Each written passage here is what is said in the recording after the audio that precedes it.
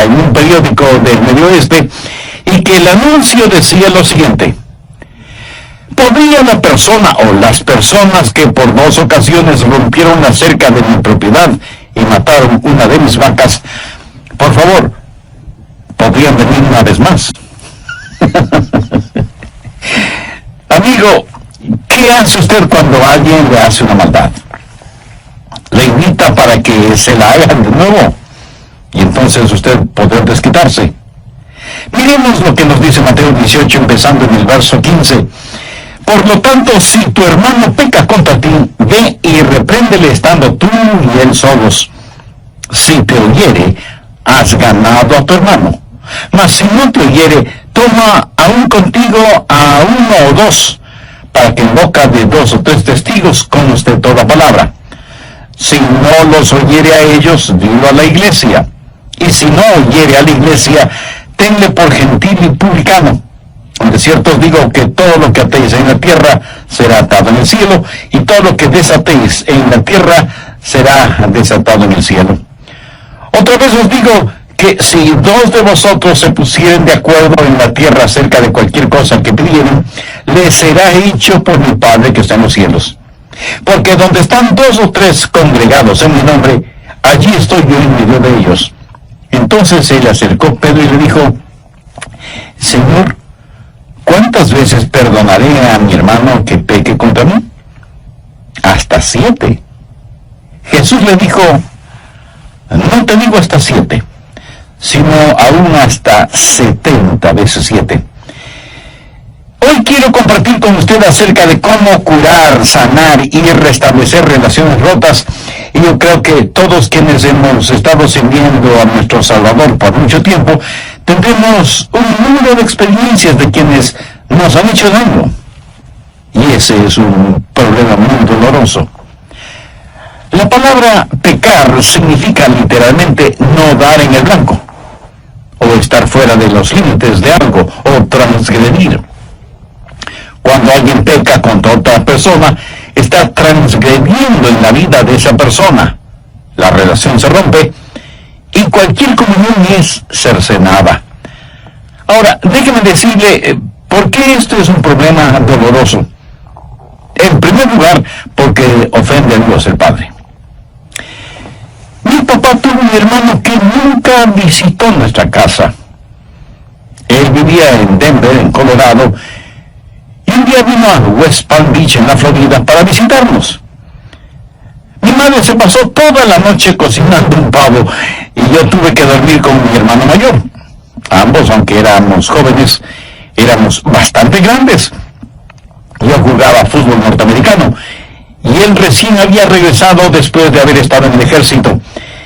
Y tuvimos que dormir los 2 en una cama pequeña para que la otra cama pudiera ser usada por nuestro visitante. A la medianoche, al darse vuelta mi hermano en esa estrecha cama, me quitó la cobija. Yo estiré la mano y se la quité. Él me golpeaba con su rodilla y yo le molestaba con mi codo. Y así nos pasamos casi toda la noche. Mi mamá, que como dije estaba preparando el pavo, al oír la bulla que hacíamos en el dormitorio, vino, abrió la puerta de nuestro cuarto, encendió la luz y ve que mi hermano tenía un ojo hinchado y que un hilito de sangre salía de su nariz. Ella me miró inmediatamente y señalándome con un cucharón grande y largo que tenía en su mano me dijo: mira lo que le has hecho a tu hermano. Y yo me defendí diciendo: pero mamá, él comenzó. Y ella, autoritativa, me dijo: cállate. Y con el cucharón me dio un fuerte golpe en el pecho, y otro golpe en la espalda, y otros golpes en los brazos, y si no me agacha a tiempo, me hubiera dado con el cucharón en la cabeza.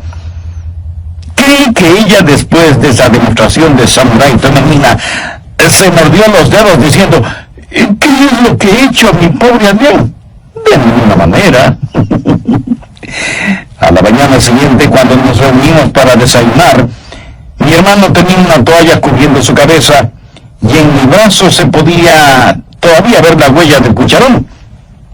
Y ahí está nuestro tío que nos visitaba por primera vez. mirándonos sorprendido. Mi papá estaba realmente muy molesto y mi madre humillada.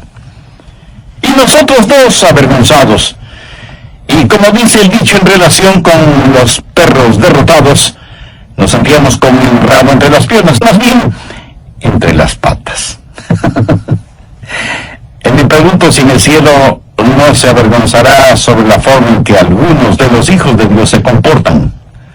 Quiero decir, creo que avergonzamos a Dios el Padre cuando no nos llevamos bien entre hermanos y hermanas. Y no estoy hablando de relación sanguínea. Eso deshonra al Padre, pero también desanima a los creyentes. No hay nada peor que estar en una iglesia donde no existe armonía. Y no existe nada más dulce y atractivo que estar en una iglesia en donde la armonía es evidente entre todos. El Salmo 133:1 dice: mirad cuán bueno y cuán delicioso es habitar los hermanos juntos en armonía. El Señor Jesús en el capítulo 17, verso 21 de Juan dice: para que todos sean uno como tú, oh Padre, en mí y yo en ti, que también ellos sean uno en nosotros, para que el mundo crea que tú me enviaste. ¿Se había percatado usted que la unidad entre los creyentes es una forma de evangelizar silenciosamente? Pero no solo que pleitos, contiendas y desunión deshonran al Padre y desaniman a los creyentes, sino que eso deleita a nuestro enemigo. Satanás ama realmente el ver que hermanos y hermanas en la fe no se llevan bien. La causa de Cristo sufre más por la falta de armonía y unidad en las iglesias que por las falsas doctrinas. Ahora, si usted quiere resolver ese problema, necesita tener la perspectiva apropiada. Mateo 18:15 dice: por tanto, si tu hermano peca contra ti, ve y repréndele estando tú y él solos. Si te oyere, has ganado a tu hermano. Cuando hablo de perspectiva apropiada, tengo en mente tres cosas. Lo primero que usted necesita hacer es considerar su relación con esa persona que ha pecado contra usted. Puede ser su hermano o hermana en la carne, o puede ser su hermano o hermana en la fe. Quienes, como usted, llaman a Dios Padre. Y usted necesita considerar esa relación. Y usted puede arguir sobre este punto diciendo: pero él o ella no son mis hermanos espirituales. Nunca se han salvado, aunque son miembros de la iglesia. Bueno, si no son sus hermanos en Cristo, entonces quiere decir que están ciegos espiritualmente y por lo tanto caminan al infierno. ¿No es eso una razón muy poderosa para que usted ore más intensamente por ellos? Pero si él o ella son sus hermanos espirituales, el hacerles daño es hacerse daño a usted mismo, porque tanto ellos como usted son miembros del cuerpo de Cristo. Así que considere esa relación. No importa lo que una persona haga o cuánto le hayan hecho daño, ellos necesitan más de su amor. Veamos 1 Juan 3:16. En esto hemos conocido el amor, en que Él puso su vida por nosotros. También nosotros debemos poner nuestras vidas por los hermanos. Y en Gálatas 6:10 Pablo dice: así que, según tengamos oportunidad, hagamos bien a todos, y mayormente a los de la familia de la fe. Cuando usted está desarrollando una perspectiva apropiada, primero considera la relación, segundo considera la responsabilidad, que es lo que leímos en Mateo 18:15. Por tanto, si tu hermano peca contra ti, ve y repréndele estando tú y él solos. Si te oyere, has ganado a tu hermano. Escúcheme, cada creyente que fracasa es la responsabilidad de otro creyente.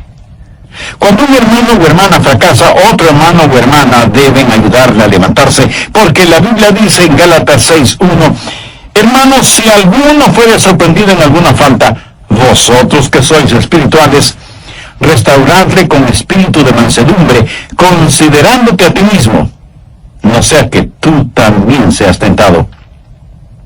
Así que considere su relación tanto como su responsabilidad.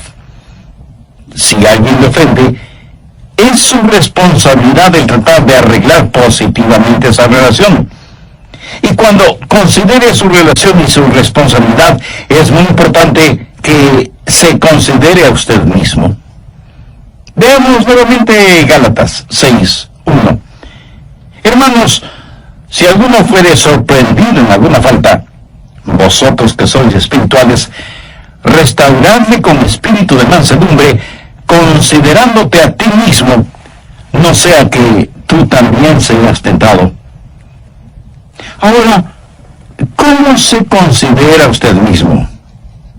Si usted va a tratar de enderezar la vida de alguien, ¿es usted culpable del mismo pecado? El apóstol Pablo dijo en Romanos 2, los primeros 3 versos, por lo cual eres inexcusable, oh hombre, quien quiera que seas tú que juzgas, pues en lo que juzgas a otro, te condenas a ti mismo. Porque tú que juzgas, haces lo mismo. Mas sabemos que el juicio de Dios contra los que practican tales cosas es según verdad. Y piensas esto, oh hombre, que tú que juzgas a los que tal hacen y haces lo mismo, que tú escaparás del juicio de Dios. En otras palabras, Pablo está diciendo, ¿cómo podemos atrevernos a juzgar a otra persona del mismo pecado del cual nosotros somos culpables? También hay que considerar el tiempo que invertimos orando por esa persona que ha pecado contra nosotros, y debemos recordar lo que dijo Samuel. Así que, lejos sea de mí que peque yo contra Jehová, cesando de orar por vosotros. Y no solo que debemos orar por aquellos que han pecado contra nosotros, sino que debemos preguntarnos, ¿hemos sido nosotros mismos un buen ejemplo para ellos? Por favor, anote Hebreos 12:13. Y haced sendas derechas para vuestros pies, para que lo cojo no se salga del camino, sino que sea sanado. O sea que si su vida no es un buen ejemplo, la vida de alguien más puede ser eternamente afectada. Hasta aquí le he hablado acerca de la perspectiva, ahora quiero hablarle acerca del procedimiento. ¿Qué hacer? ¿Cuál es el procedimiento si alguien peca de alguna forma contra usted? En primer lugar, usted va a ver a esa persona. Enfatizaré nuevamente lo que dice Mateo 18:15. Por tanto, si tu hermano peca contra ti, ve y repréndele estando tú y él solos. ¿Lo entiende? Usted lo visita privadamente. Si alguien peca contra usted, no lo divulgue a los 4 vientos. Vaya donde la persona que le ofendió y no se lo diga a nadie. ¿Por qué? Simplemente porque los demás podrían considerar lo suyo solo como un chisme. Mire lo que dice Proverbios 16:28. El hombre perverso levanta contienda y el chismoso aparta a los mejores amigos. Y en Proverbios 25:9 leemos, trata tu causa con tu compañero y no descubras el secreto a otro. Para ilustrar un poco más este punto, voy a usar nombres ficticios. Supongamos que Raúl ha pecado contra mí, o yo tengo la impresión de que él ha pecado contra mí. Así que yo voy a hablar con Raúl. Y no necesito decirle ni a Jaime, ni a Pedro, ni a nadie más que voy a hablar con Raúl. ¿Por qué? Porque bien pudiera ser que Raúl no pecó contra mí. A lo mejor yo pienso que lo hizo, y tal vez no estoy equivocado en mi manera de pensar, porque aunque no nos guste admitirlo, a veces podemos estar muy equivocados en cuanto a lo que pensamos que otras personas han hecho en contra de nosotros. A un pequeñito le invitaron a una fiesta de cumpleaños de uno de sus vecinitos. Su madre lo llevó y le advirtió al niño, mira Juanito, le he pedido a la señora Pérez que si te portas mal, te mande de inmediato a casa, en donde tendré que castigarte, ¿me entiendes? Y el pequeñín contestó, sí, mami, te entiendo. No habían pasado ni 10 minutos cuando la señora Pérez trae a Juanito de regreso a casa, en donde su mamá, sin averiguar nada, le da unas cuantas y fuertes nalgadas a su hijito. Luego, disgustada, le pregunta, dime, ¿qué es lo que hiciste de malo para que te traigan de regreso a casa? Y Juanito, entre sollozos, responde, nada, mamá, solo que la fiesta de cumpleaños es mañana. A veces asumimos cosas que no son verdad. Y cuando confronto a una persona, a lo mejor me diga, no, Adrián, eso es lo que tú piensas. Pero déjame darte los hechos tal y como son. Así que cuando voy a hablar con Raúl, lo voy a hacer en forma privada y afectuosa. La prueba más grande de amor hacia un hermano es, ¿está usted listo a confrontarle si es que ha pecado contra usted? Mire lo que dicen los versos 5 y 6 de Proverbios 27. Mejor es reprensión manifiesta que amor oculto. Fieles son las heridas del que ama, pero inoportunos los besos del que aborrece. Ahora, cuando usted va a hablar con un hermano o una hermana, no va para regañarlos. La Biblia dice claramente en Mateo 18:15 que debemos ir a ganar a un hermano, no para condenarlo. El perdonar no es una virtud natural, es algo sobrenatural. Y si no es fácil perdonar a quienes nos hayan ofendido, aunque nos pidan perdón, imagínese lo sobrenatural que es el que usted le pida perdón a la persona que le ha ofendido o ha pecado contra usted. ¿Sabe que eso es exactamente lo que sucede entre Dios y los seres humanos? Nosotros hemos ofendido a Dios, hemos pecado contra Él. Y es Él quien no solo que nos perdona, sino que nos restaura para que tengamos amistad y comunión con Él. Y cuando tiene que disciplinarnos, lo hace con un corazón quebrantado, pero nos disciplina por nuestro propio bien. ¿Tiene usted a Jesús en su corazón? ¿Le ha recibido ya como su Salvador y Señor? Usted puede tener comunión íntima con Él ahora mismo si se arrepiente de sus pecados, le pide perdón y toma la decisión de permitir que Cristo controle y dirija su vida. Agradézcale al Señor Jesucristo por lo que Él hizo a favor suyo en la cruz del Calvario y pídale que le ayude a vivir una vida digna de Él. Si alguien peca contra usted o le hace algún daño, ¿sabe cuál es la reacción de nuestra naturaleza humana? Si es que hemos superado aquello de ojo por ojo y diente por diente, entonces, como si estuviéramos practicando una virtud, decimos, él o ella pecó contra mí. Y si quiere que le perdone, debe venir a pedirme perdón. Pero que yo vaya a buscarle para perdonarle, jamás. Pero es exactamente eso lo que la Biblia dice que debemos hacer y hacer. Antes sed benignos unos con otros, misericordiosos, perdonándonos unos a otros como Dios también nos perdonó a vosotros en Cristo. Permítanme hacerle una pregunta. ¿Dios le buscó a usted? Por supuesto que sí. ¿Por qué amamos a Dios? Porque Él nos amó primero. Miren lo que Pablo dice en Romanos 5:8, mas Dios muestra su amor para con nosotros en que siendo aún pecadores, Cristo murió por nosotros. Ahora si alguien peca contra nosotros, no podemos darnos el lujo de esperar que ellos vengan a nosotros, nosotros vamos a ellos. ¿Y cómo realizamos esa visita?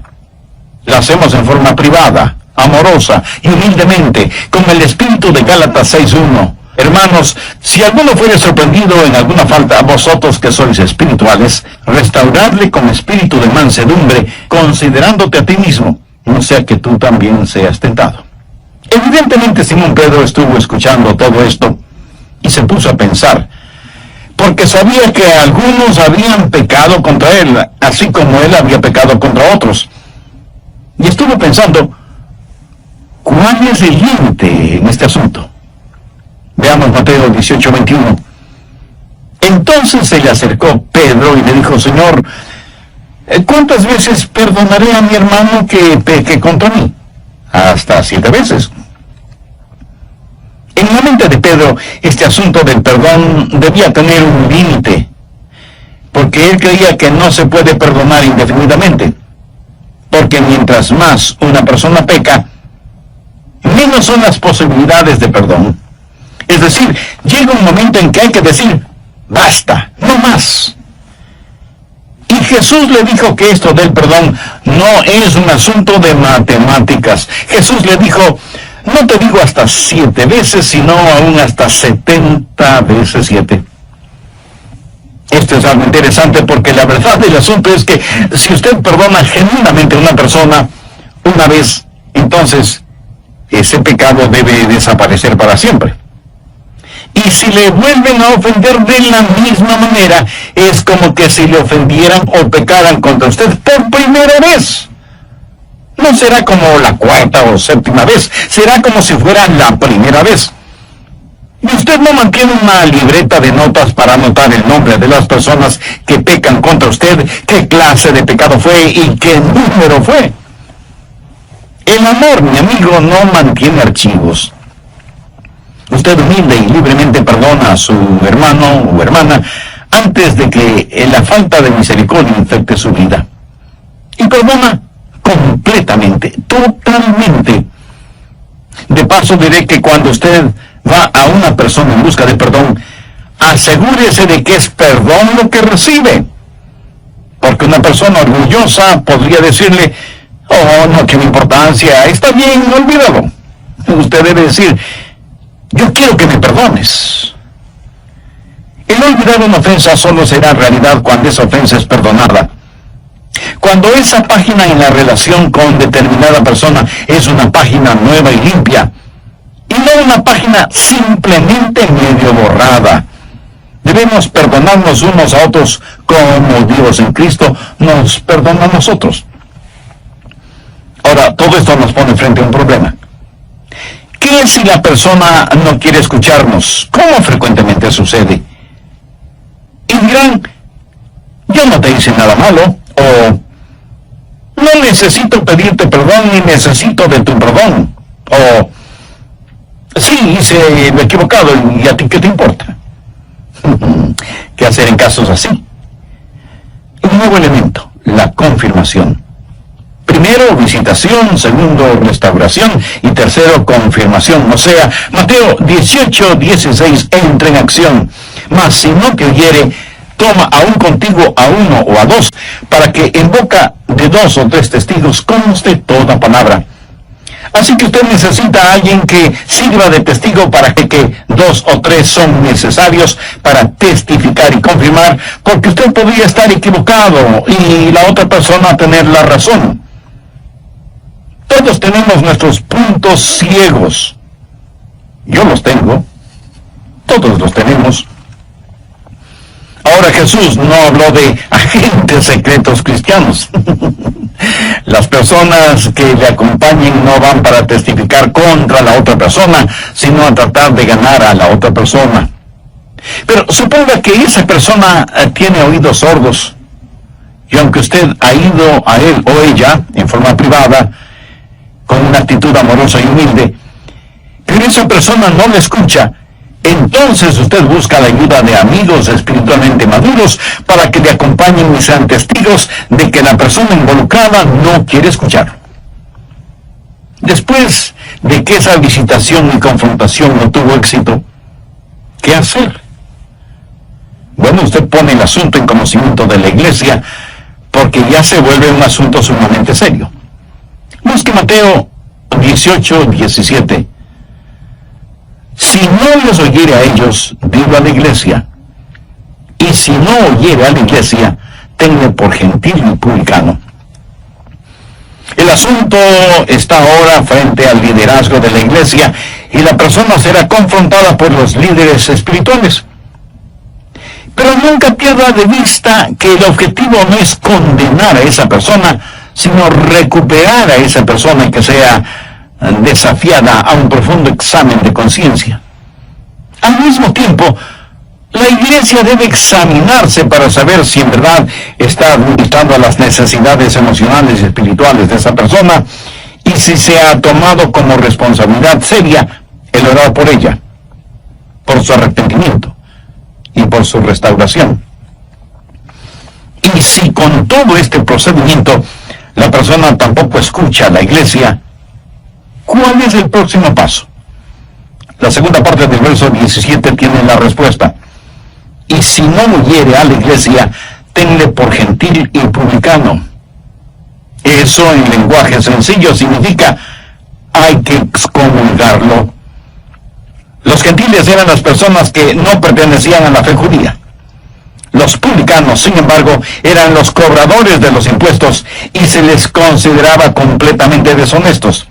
Ser llamado publicano era sinónimo de charlatanería, de estafa, de buscar únicamente ganancias personales. A esa persona que no quiere escuchar a nadie, es necesario decirle: usted no puede seguir viviendo de esa manera, trayendo deshonor al Padre, contención entre los hermanos y deleitando al enemigo, y sin embargo pretender estar en comunión con esta iglesia. Pablo, escribiendo a los tesalonicenses, les dice: si alguno no obedece a lo que decimos por medio de esta carta, a ese señaladlo y no os juntéis con él, para que se avergüence. Mas no lo tengáis por enemigo, sino amonestadle como hermano. No hay que seguir teniendo comunión con él y hacerle sentir como que aquí no ha pasado nada. Hay que llamarle la atención con amorosa solicitud. Hay que orar por él. Pero de ninguna manera se le puede permitir que siga deshonrando el nombre de Dios ni el testimonio cristiano de los demás. En la iglesia de Corinto hubo un hombre que tenía una relación incestuosa. De hecho, tenía relaciones sexuales con la mujer de su padre, o sea, su propia madrastra. Esa era una cosa horrible. Tanto que Pablo dijo que eso no se veía ni siquiera entre los paganos. Busque 1 Corintios 5:5, en donde el apóstol, en referencia con este asunto, dice: el tal se ha entregado a Satanás para destrucción de la carne, a fin de que el espíritu sea salvo en el día del Señor Jesús. Lo que eso significa es que Dios quita su manto de protección sobre esa persona que ha estado sirviendo más al diablo que a Dios, y debe ser separado de la comunión fraternal, no porque no le amemos, sino precisamente porque la amamos. Aquí se está hablando de la destrucción de la carne, o sea, del cuerpo físico, de la naturaleza carnal, para que la naturaleza espiritual pueda subsistir. Pablo también tuvo que enfrentar otra situación. Busque 1 Timoteo 1:20, de los cuales son Himeneo y Alejandro, a quienes entregué a Satanás para que aprendan a no blasfemar. Estos dos hombres habían sido miembros de esa fraternidad, pero habían estado viviendo en el pecado de la blasfemia. Personas en estas categorías deben ser excomulgadas y dejadas fuera de la comunión fraternal. Pero ponga mucha atención a lo siguiente.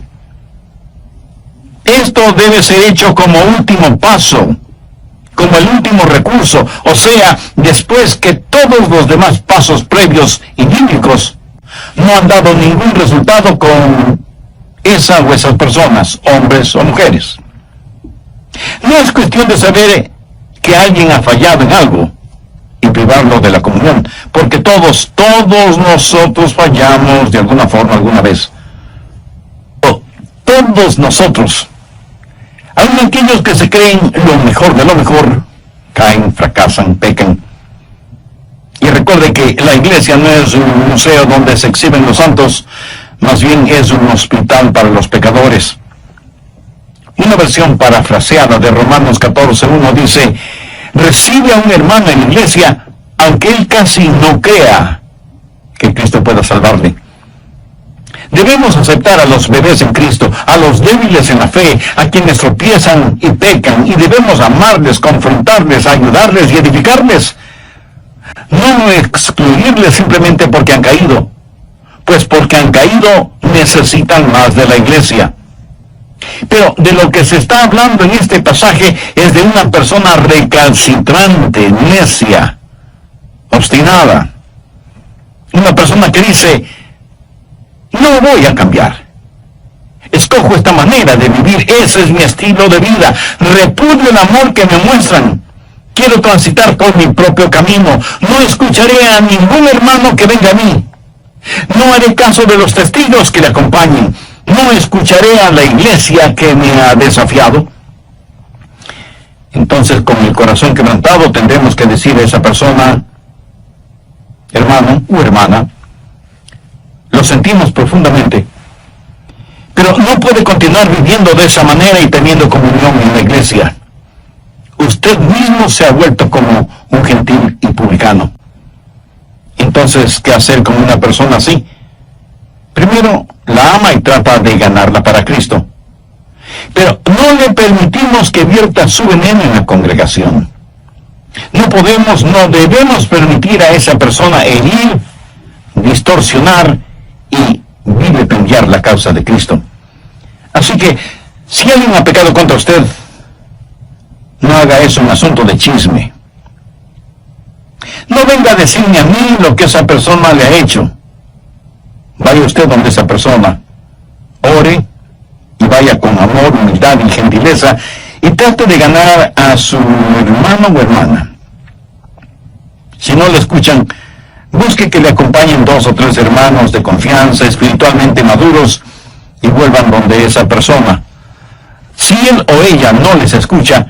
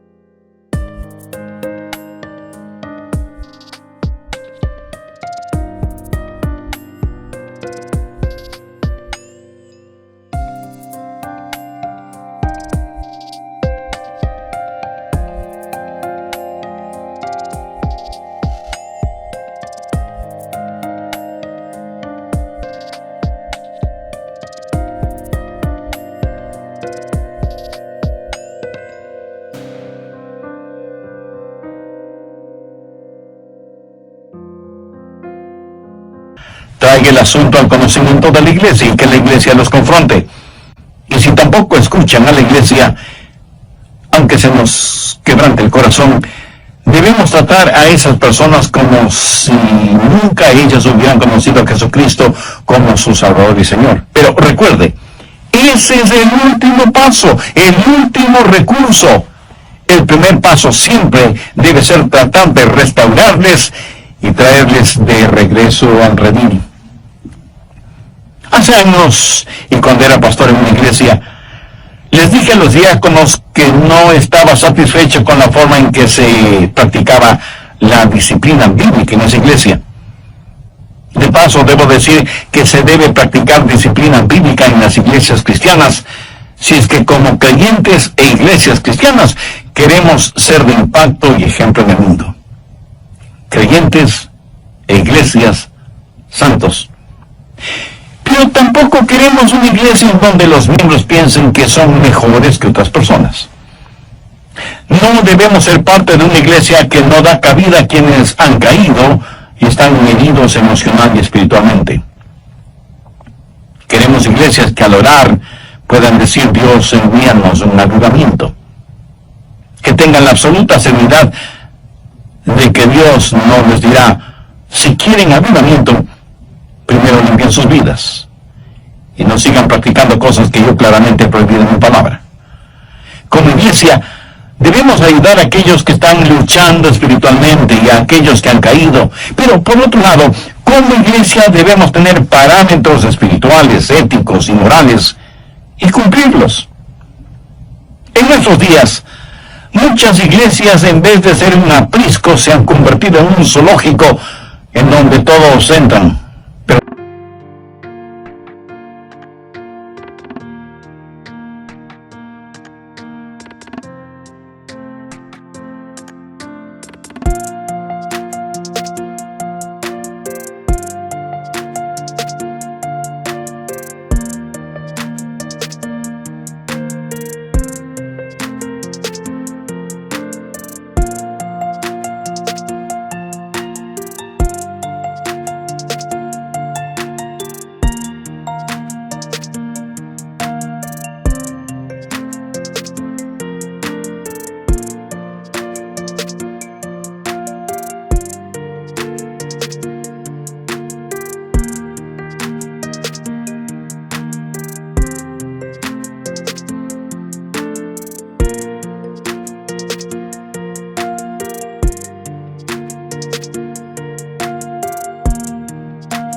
nadie sale. El Señor Jesucristo no nos deja divagando por aquí o por allá.